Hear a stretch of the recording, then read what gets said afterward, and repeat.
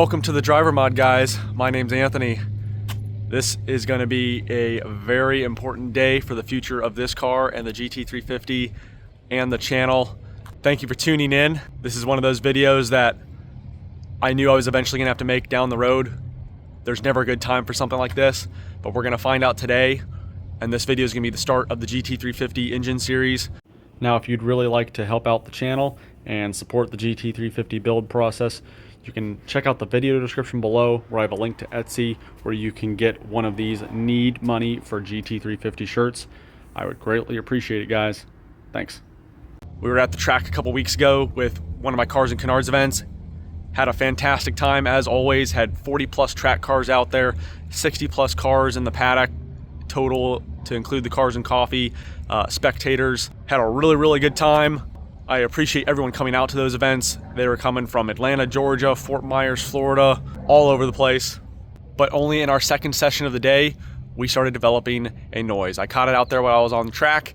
It was under light acceleration, and it's a noise that no enthusiast ever wants to hear from their car. The car is out of warranty. We're at 32,000 miles, tuned, been running AMSOIL the entire time that we've owned the car. Had its first oil change done at 400 miles. It got broken in.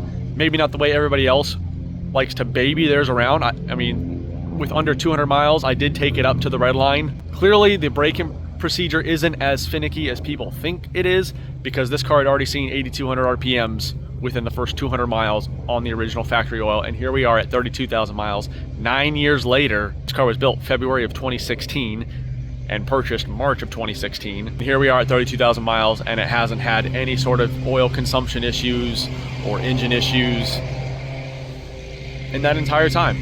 And its lifetime has definitely not been the easiest out there. So the Gen 1 Voodoo, all the negativity the Gen 1 Voodoo gets and all the negativity the GT350 gets, frankly, it's a little overblown and out of proportion. It's coming from people that don't really truly enjoy the car for what it is, or it's the fair weather GT350 owners that sell the car the moment it has an issue. This car is truly an icon, but truth be told, guys, whatever we find today or whatever we find in this series and whatever happens from the result of this series and what happened at the track that day, I am 100% completely satisfied with this car. Now, I have absolutely zero remorse or regret from my time with this car.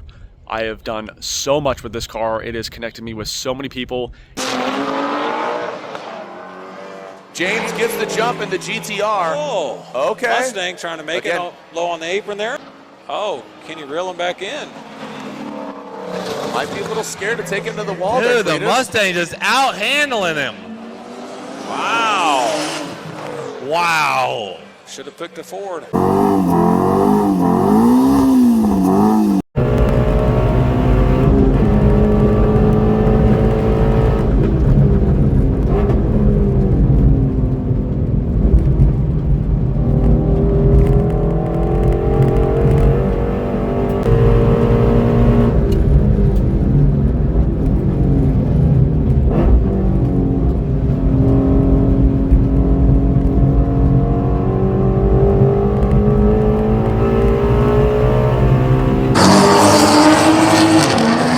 The Mustang's got it. Watch this. Meow. Mustang has got it.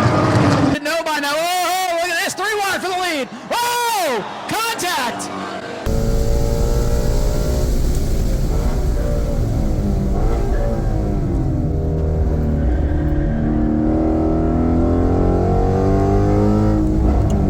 Down. You know, this was not his plan tonight, and he's doing pretty good. And I definitely don't want to see it go. But as a lot of you that follow the channel might know, our GTD allocation is coming up February 2026. That is a year and a month from now, from recording of this video. And it's going to be tough enough to come up with that deposit with a healthy GT350. Now, whatever this repair is going to be, that's definitely not going to help our cause. Now, because this car is probably the most infamous GT350 on the internet, for better or for worse, I understand a lot of people are going to want to know what's going on. A lot of people are going to want to have the latest news. All I ask, please refrain from asking about the GT350 situation to me on social media.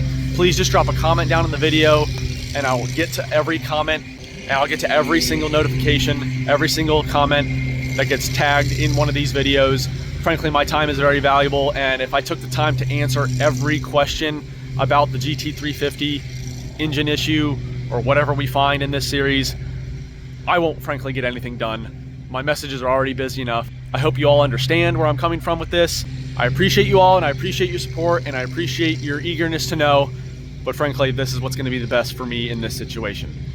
Here's the noise it was making at the track.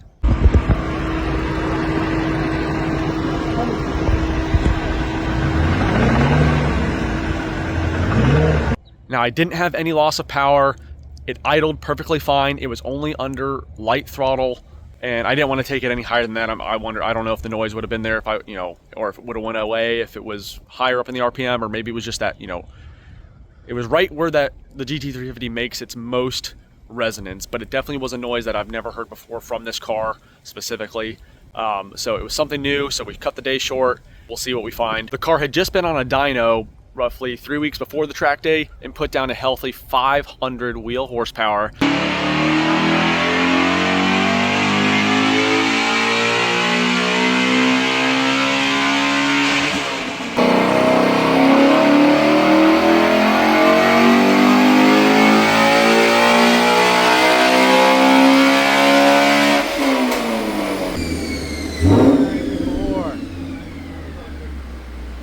So I know the engine at that point was healthy, and from the time of that dyno day to the track day, the car had maybe driven 40 miles.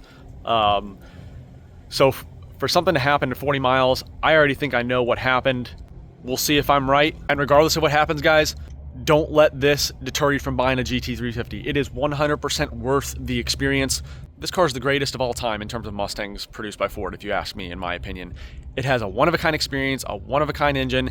Does it have some reliability concerns? Of course it does. It's a unique car. That's the price of admission if you want something that nobody else has and not many other people are willing to take the risk to experience. Some of the greatest cars, driving experience-wise, of all time, nobody mentions their lack of reliability, because a true enthusiast really just cares about what the car is like to drive behind the wheel. I find it absolutely hilarious that people rave about the GT350, and then the moment the engine goes, or the moment it has a significant engine issue or a significant drivetrain issue, or sometimes an issue at all, they unload the car, they trade it, and you never hear from them again. I find it absolutely hilarious that those people rave about the car while they own it, and then the moment it gives them an issue, it's gone. If you really are a true GT350 enthusiast, even when this car gives you an issue outside of warranty, inside of warranty, you're gonna keep it because you haven't been bullshitting people about how good the car is. A great car, you don't get rid of a great car over something like an engine issue. You get rid of it and call it a day, because you don't know what you really missed out on, because all you did was drive it to Cars and Coffee and you putt around on the street and go to the tail of the dragon. This car can do way much more than that, and is way more satisfying to drive off the legal roads. As much as the Mach 1 and Dark Horse want to be a GT350, that's all they are. They are wannabe GT350s. I give them the nickname the disappointing GT350. It basically is a GT350 with a different body kit and a more reliable engine. But that more reliable engine does not have the driving experience that the Voodoo has. It never has, and it never will. Definitely drop some comments down below, guys. What do you think we're gonna find? What are you looking forward to in this series? What do you think is gonna happen?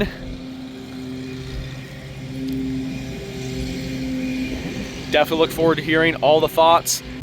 So there it is, guys, the GT350. Let's go get it to the shop. And if you want to stay tuned and find out what happens to the GT350, I'll leave a link to the next video, which is immediately gonna follow this video, and you can find out our initial findings with the GT350. Thanks, guys.